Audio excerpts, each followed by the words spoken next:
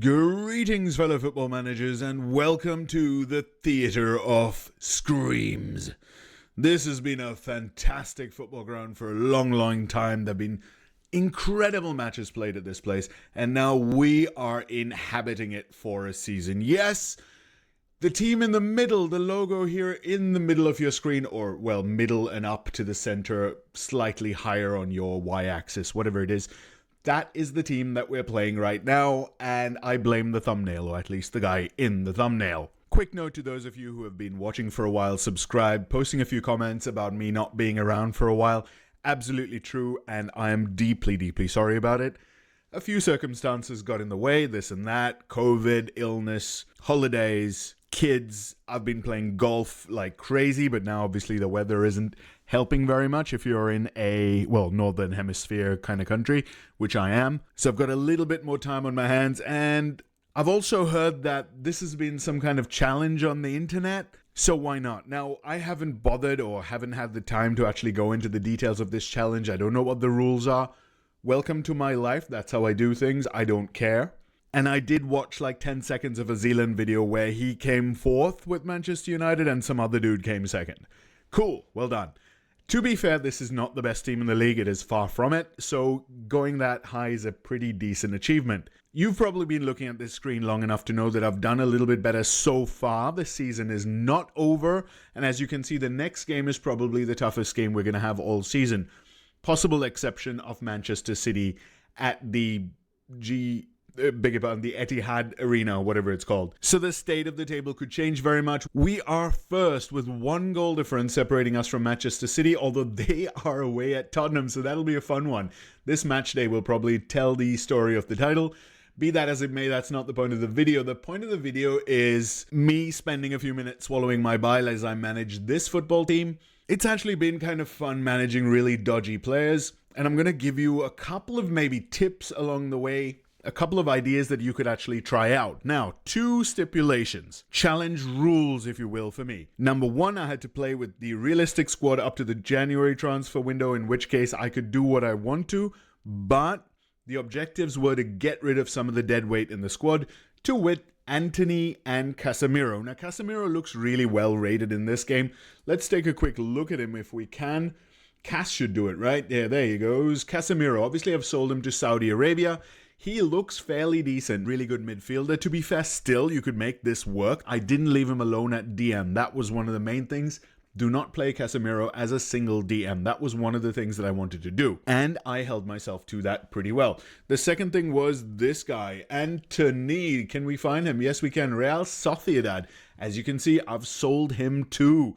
He had, if you look down here at the left-hand side, he had 33 appearances for Manchester United between 22 and 24, scoring 5 goals. What a legend he is. Let's have a look at his season stats. Can we actually see his Premier League stats? I don't know if you can do that. History? Here we go. Career. Manchester United, 23-24. Now, I will note that I'm using a mod. I think most people are actually running this mod because I've seen updated squads on just about every FM video I've watched. Or probably 3 of them in the last few months. This mod that kind of gives you 1 more contract year, the new transfers, but keeps the year of the game the same kind of thing. You know the one I'm talking about. If you don't, I think it's on FM Scout. Go take a look. So Antony, for me, he made 8 Premier League starts. He scored 1 goal and had 1 assist, which, to be fair, at a 0.25 goal contribution per match, I think I've gotten more out of him than any manager has been able to for Manchester United. Anyway, he also played mostly in the League Cup and whatnot, and that's part of the reason, obviously, I wanted to get rid of him. He was kind of a losing omen for me. Every time I played him, I kind of struggled in the game. Anyway, that is number 1. And obviously, number 2 is to play realistic football, not to play FM game-breaking stuff. I'm not trying to play Football Manager meta stuff, which you know, obviously. I did this. Let's have a look. This is my main tactic. Now, you can probably see it's number 2. That's because I started the season in a 4-2-3-1, which is this. It's basically variations of the same thing, the only difference being that the DLF support is in this tactic an AM attack. To be fair, most of the start of the season I had that as an AM support, and I've only been rotating to that tactic when I want to bring kind of like a shadow striker-y player in that role. So the AM attack part is actually a new kind of change. but the rest of it is all the same.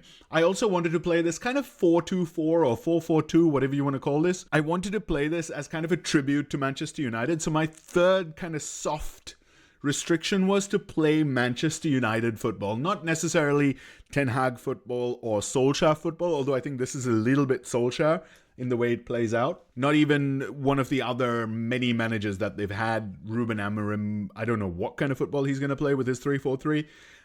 Kind of interesting that a guy comes in there that rigid with his formation. Although, to be fair, when I was looking at the squad, because I came in with an open mind, kind of looked at the squad and then decided my formation, hence why I had this one first, because United didn't really have any natural strikers beyond Højlund, and then Xerxes was kind of a very different profile. If we look at him a little bit, this is not the normal centre forward.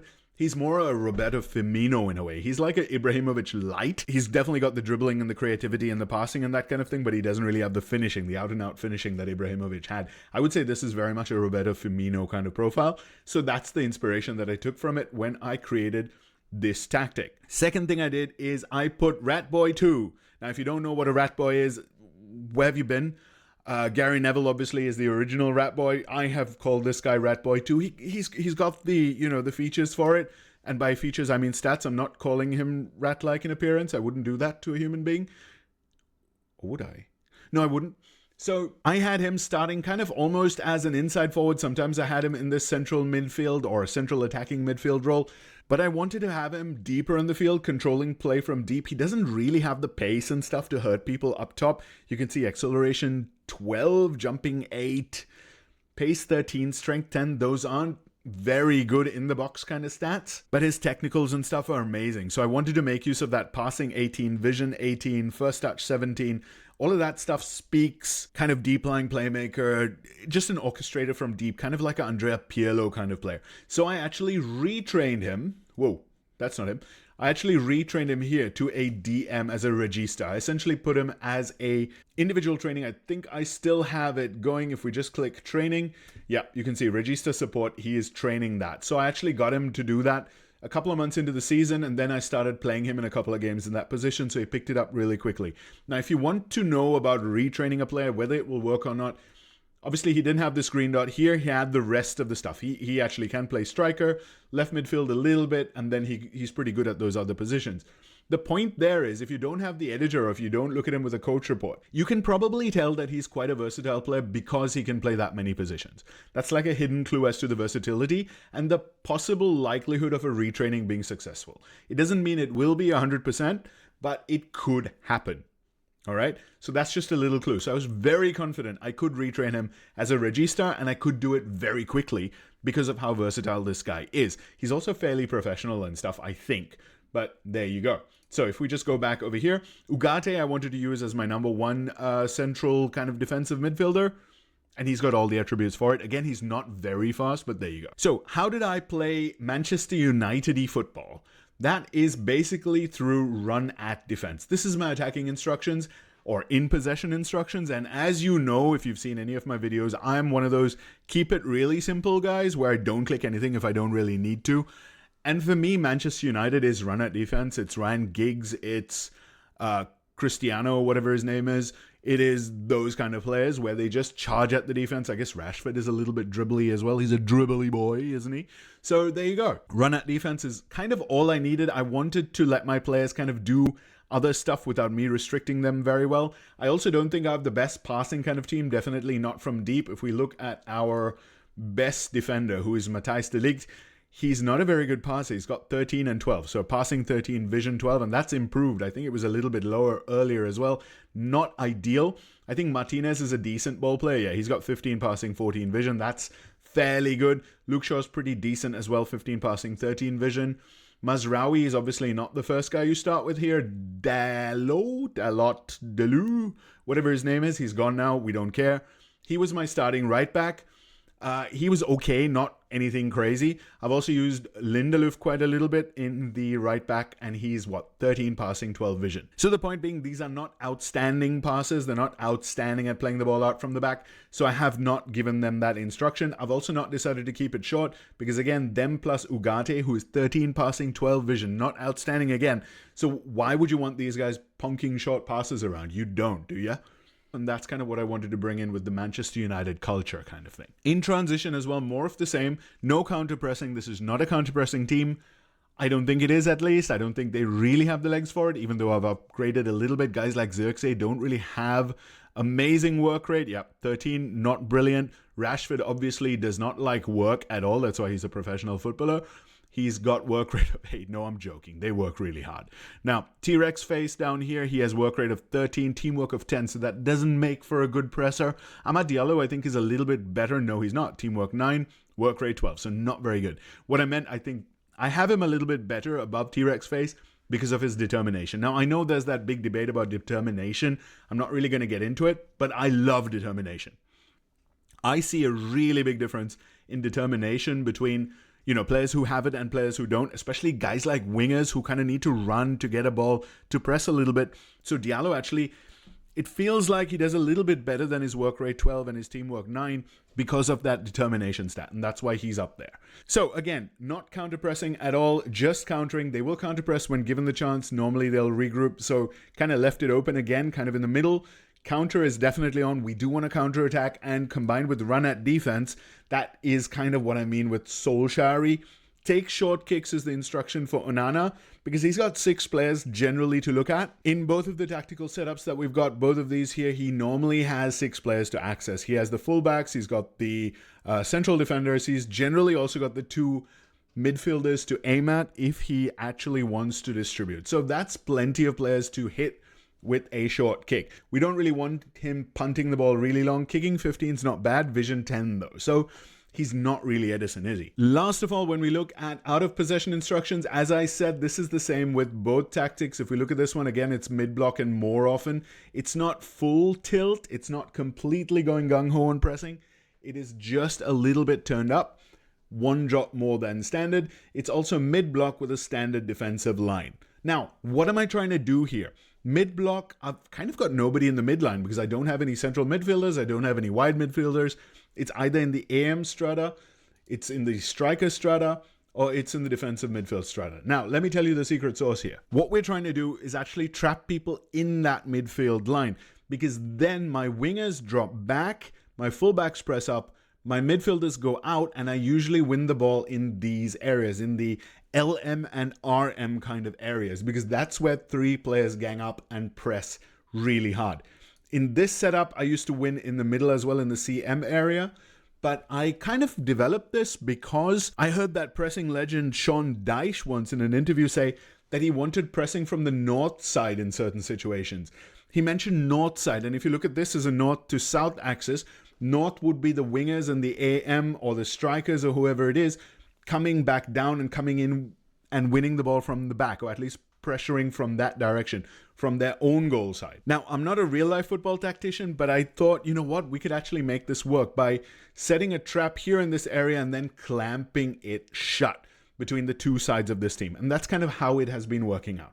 So that was the goal with the mid-block and more often, is to win the ball in these kind of areas, give them space here, and then shut it down in a quick moment. Hence why more often as well. Prevent short distribution also enhances that. You might think, why is he going short distribution with the mid block? That's exactly it. It is to get my 4 guys up there as high up the field as possible. Up here, let them bring the ball out and then shut them down from the north as well as the south in one movement.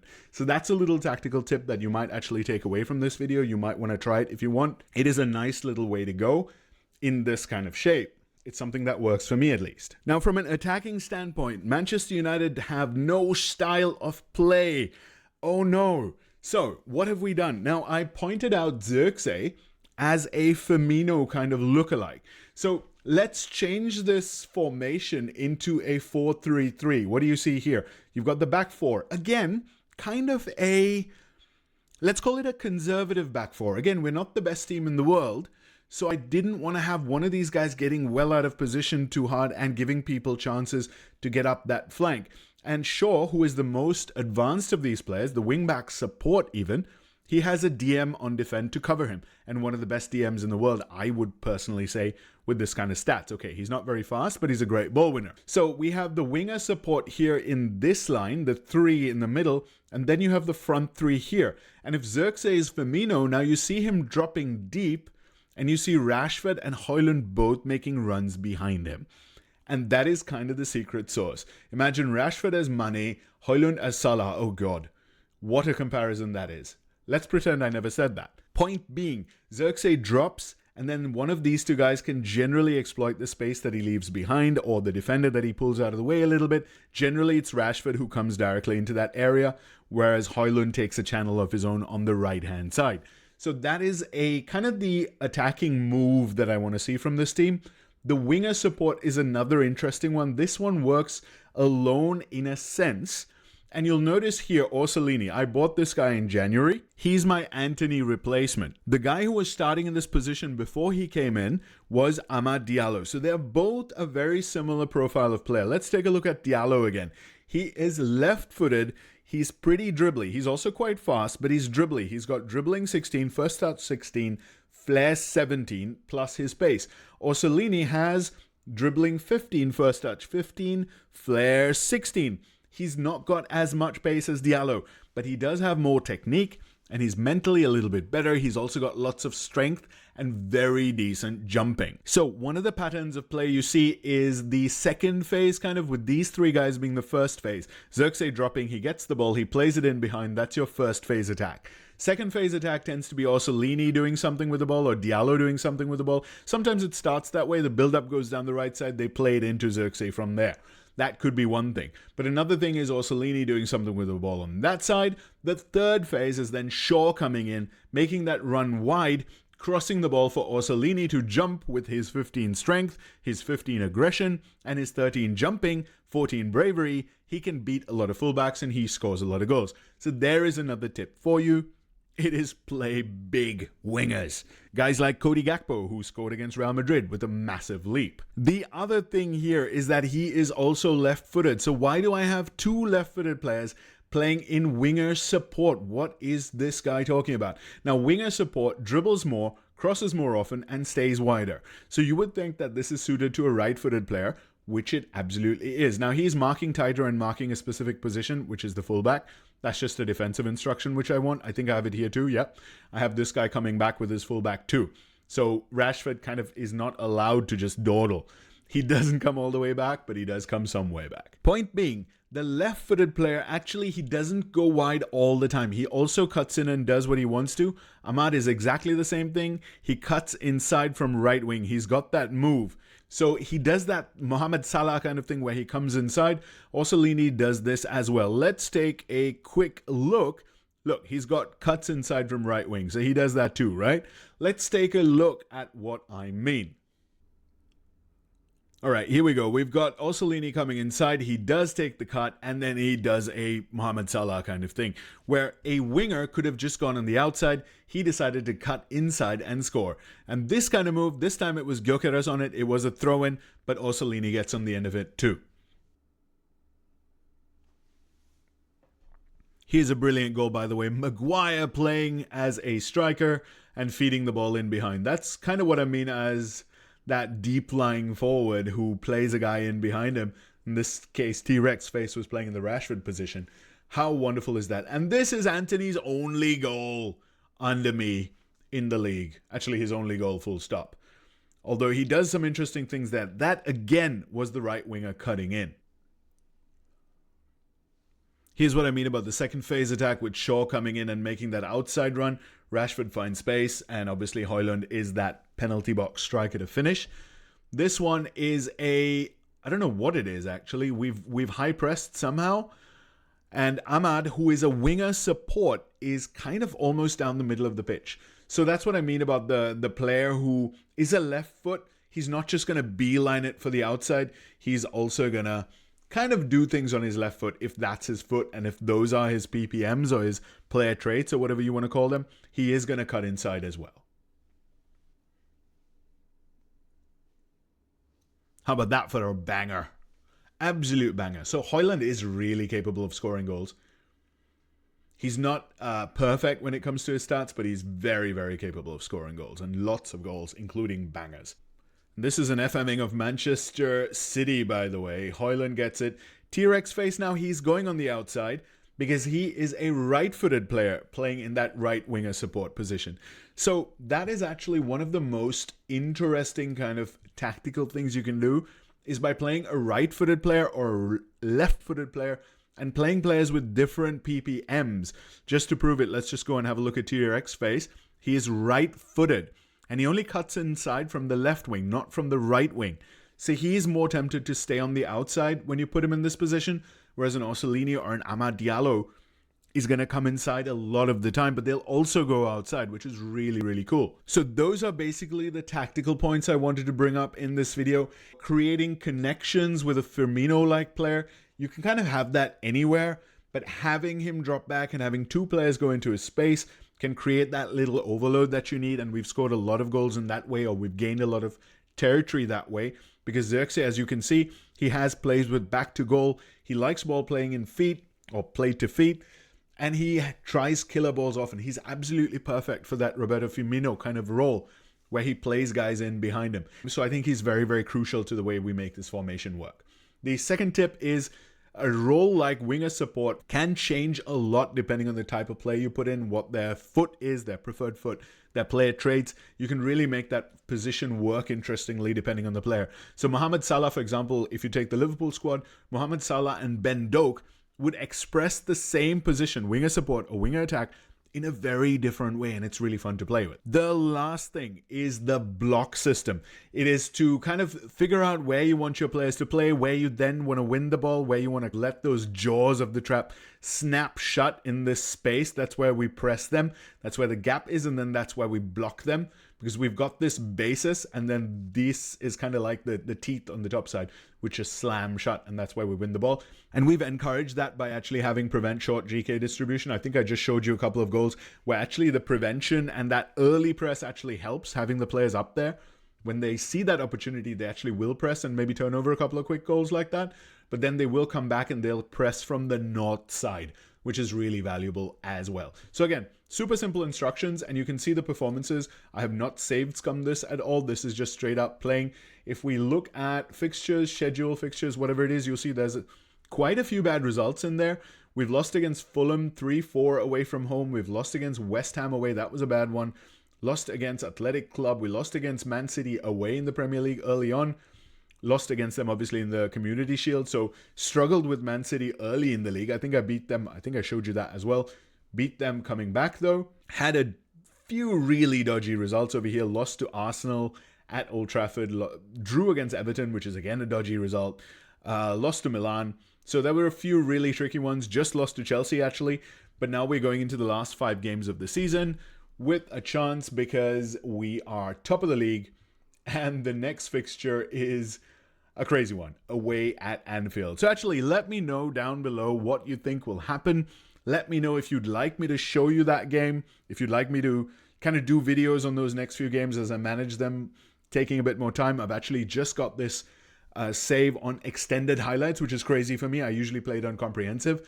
But again, the taste of bile is just so vile when I'm playing the save. It is really hard to deal with. So I just want matches to be done really, really quickly. Just get it done and move on and not throw up. That would be nice, because I like my keyboard quite a lot. There you go. I hope you take a little bit of value from this. I know this has mostly been me waffling about stuff. I know there's some of you like that. I'll definitely be trying to do a few more videos as we go. I'm going to take a look through all the comments that I've missed. I do make a point of reading all of them. So I'll go back, I'll have a look at the backlog, I'll try and reply to as many of them as I can. I'll try and see what you guys want to watch. If there's videos you want me to make, please drop them below. Thank you so much for watching. I hope all of you are having a very lovely end of November, start of December kind of time.